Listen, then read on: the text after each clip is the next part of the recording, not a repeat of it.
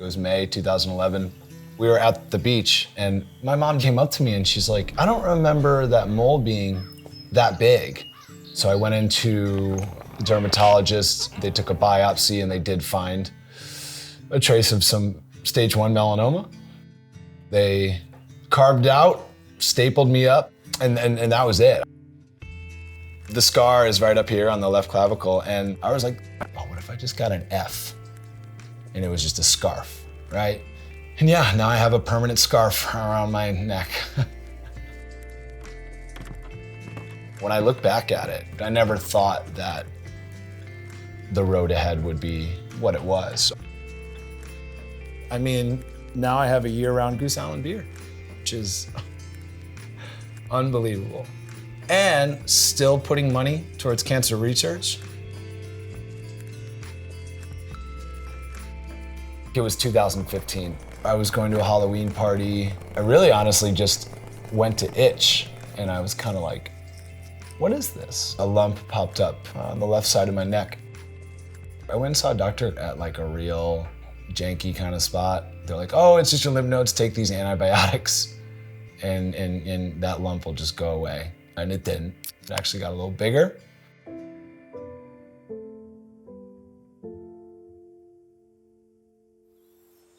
My father, he works at Duke University. He was already coming to Durham, and we said, you know, why don't we see if we can get you into someone? And that was an incredible day. I mean, that was just... December 1st, 2015. I got the biopsy, but what I remember is him just walking in and being like, Mr. Coffman, there's no good way of telling you this. You have stage 3B melanoma, average lifespan 3 to 5 years, 50% survival rate. You got the wrong guy. Like, you walked into the wrong room. I'm a healthy 31-year-old guy who just happens to have a lump in my neck.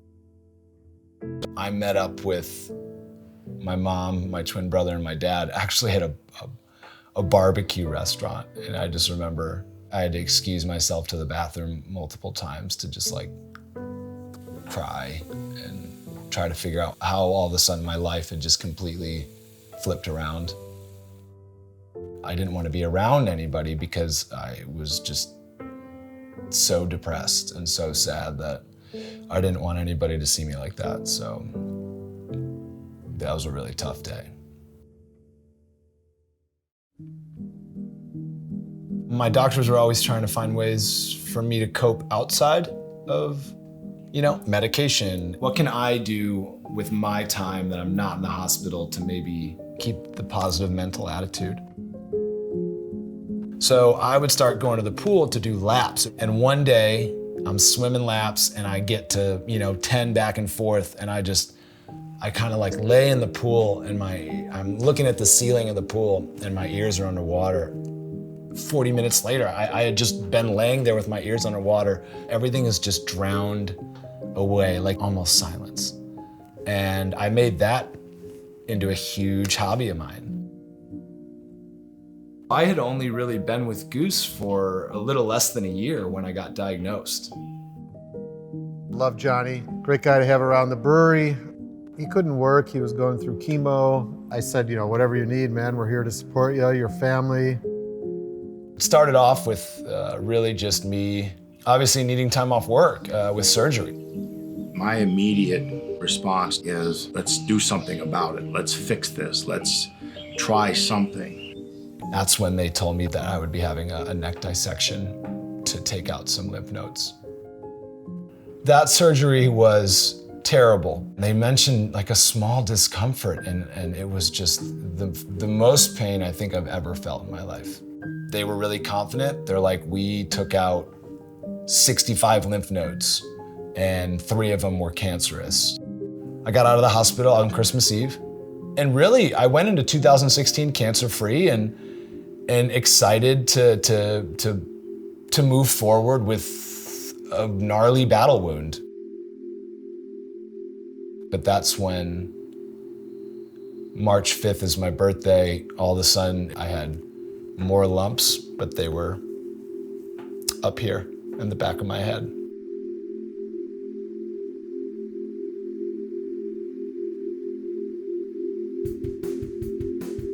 I remember I'm in the waiting room and this guy walks in, heavy eye contact, firm grip, handshake, and he's just like, I like your tattoos. And then he goes, I'm gonna reopen your neck, take out all that cancer, and it's gonna heal up better than it already looks.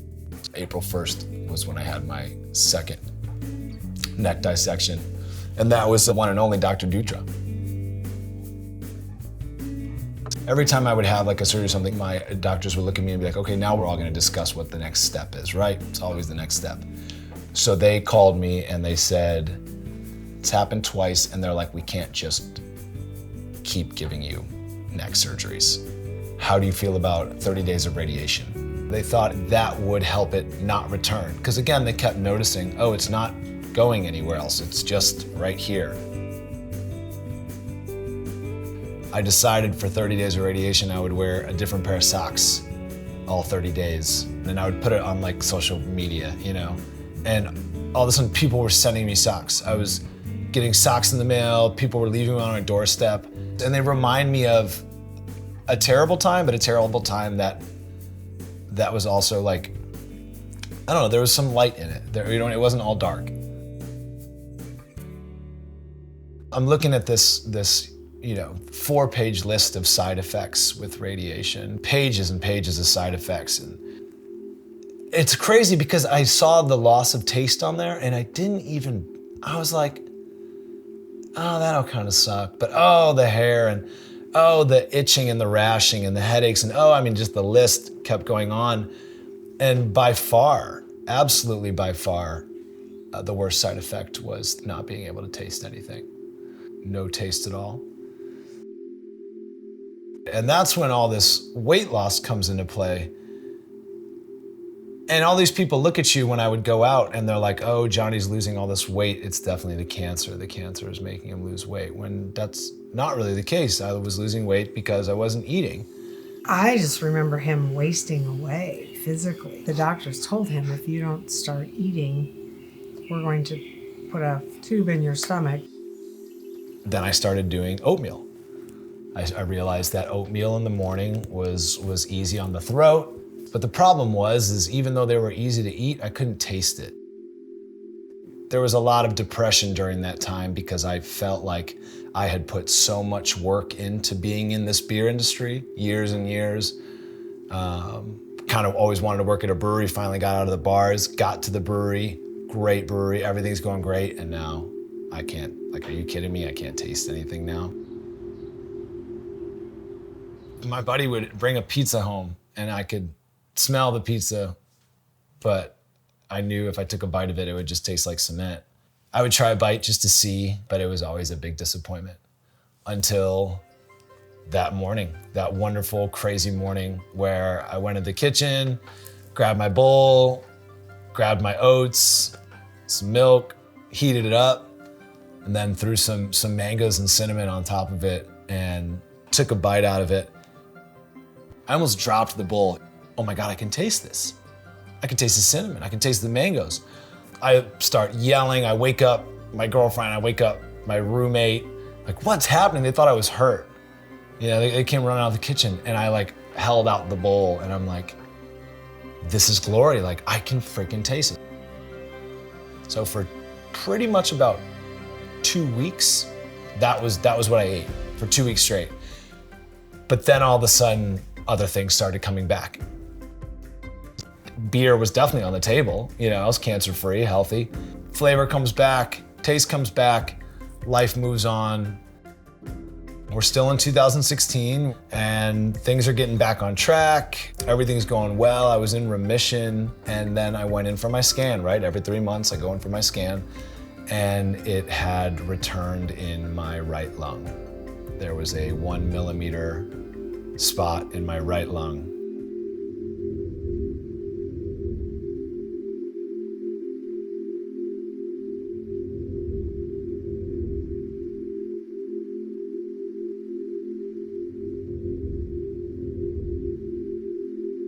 My radiologist was like, I think you should go get a scan. I think you should talk to Chandra and you should get a scan tonight. And that's when he was like, it's spread into your bloodstream.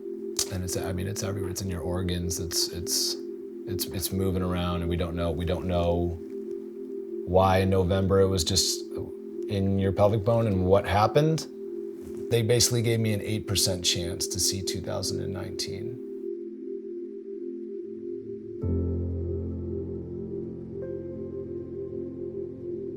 When things went south and I was given that timeline, I'm gonna see if Goose will make this beer with me. So I approached our brewmaster at the time, had this conversation with like, hey, listen, some people want a tombstone, some people want this, but if I go, I'd love to have a beer. My pitch was that if we could just brew some small batches of it, have it in the tap room only, give all the proceeds back to cancer research. He asked if we could make a hazy IPA with mango and cinnamon, which were the only two flavors he could taste after going through chemo. It took me about 2 seconds to say yes, let's do it. And the goal was to try to get this beer brewed and out there before he had passed away so that we could really memorialize him and he could taste it. And it would be just a way to honor tribute to Jonny. It was a 2-barrel batch of beer. His tombstone project is what he called it. And the first batch that we brewed, I think it sold out in a weekend, the 2-barrel batch.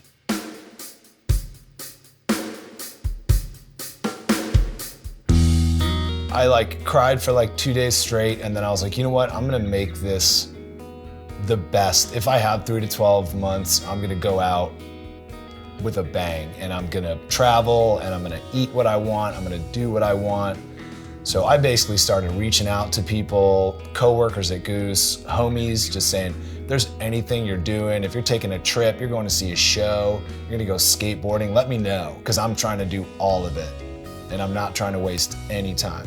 So Florida, New York, North Carolina, Portugal, Paris, Barcelona, Belize, snowboarding trip in Taos, New Mexico, London. All he was talking about were the places he wanted to visit. He said, I want to visit here, I want to go around the globe, I want to visit this place. He wasn't down, he was positive, I'm going to go see these places. After that, it got me thinking, well, if he's going to be traveling places, then why can't he travel with us? We were at a kind of a craft beer bar, for London standards. We're all drinking pints of this and that, and he knows I'm the traditional bitter drinker, mild or whatnot. But I sent him off to get a beer. I said, dealer's choice, your choice, Jonny. Of course he comes back with a London Hazy, or they call him a London Murky over there. And he had a real big smile on his face. I mean, it ripped. I turned into a great year. And the craziest part was, as I was traveling, right, and I had no stress, I was just always doing something so fun, and I wasn't getting sicker. And I would come home every 3 weeks and I'd get my infusion, and then every 3 months I get scans, and the scans would always show that the cancer was not growing. So they're like, well, that's good, it's not growing, but it's also not shrinking. Which I was like, hey, almost like no news is good news, right? If it's not getting any worse, I'm gonna keep doing what I'm doing.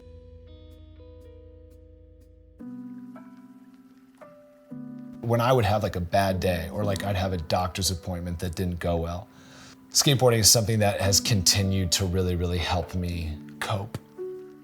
If I could get on the board and cruise around, go to the local skate park, drop in, hopefully not fall and hurt myself, land a couple tricks, right?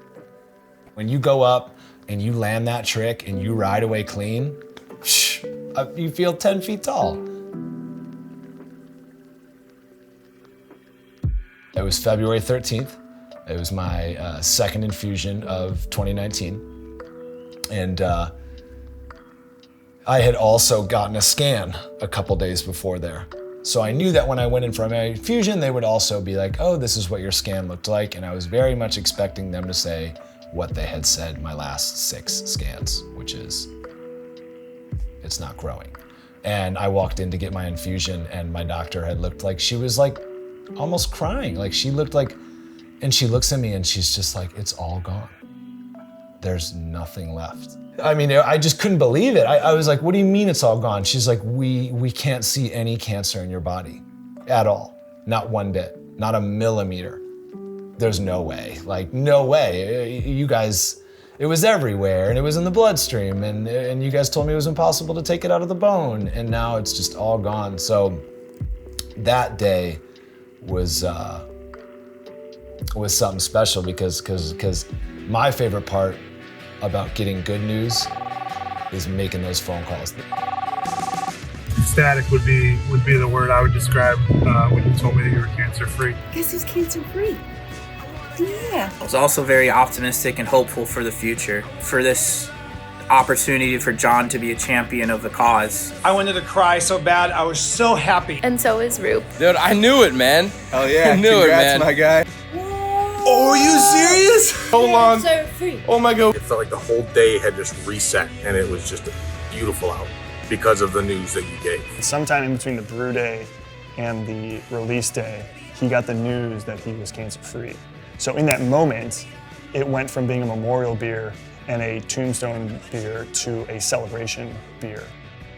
We love you, Johnny, and if anyone's gonna make us brew a hazy IPA with fucking mango and cinnamon, it'll be you. Honestly, we were a little bit scared. We're like, not because it was a hazy IPA or a hazy IPA with mango, it was the cinnamon piece. You know, that's the ingredient that's, of course, the oddball. No, we're not gonna do cinnamon.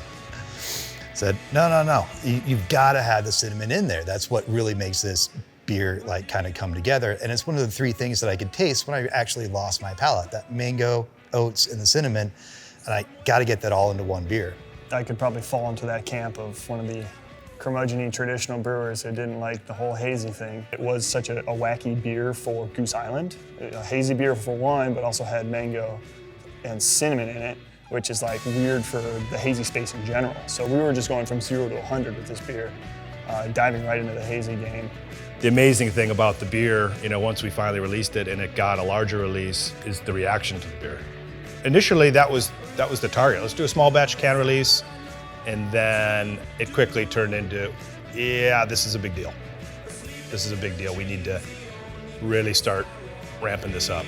Goose Island has created a very special beer. That's right, it's a tribute to an employee who lost his ability to taste while fighting cancer, and proceeds from the beer sales are going now to help other cancer patients. NBC5's Lauren Petty has the story.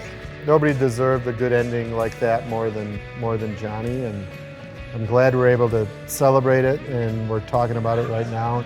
The word cancer doesn't stand a chance against me because of people like you and the support group I have and the friends and family. So I love all of you. I literally love all of you, even though I don't know some of you. I love you, and I just want you to know that. So thank you again for coming out. Cheers. I think the craziest part of this beer is you have this beer that was supposed to be almost like a memorial, like a kind of a sad story behind it, right? And now it's this beer that has this, like the beer tastes like victory, you know? Like the beer smells like winning. I mean, I look at it as like, I won this battle, and I'm still fighting, right? I know if it ever did, but it's not, I'd be ready to fight again.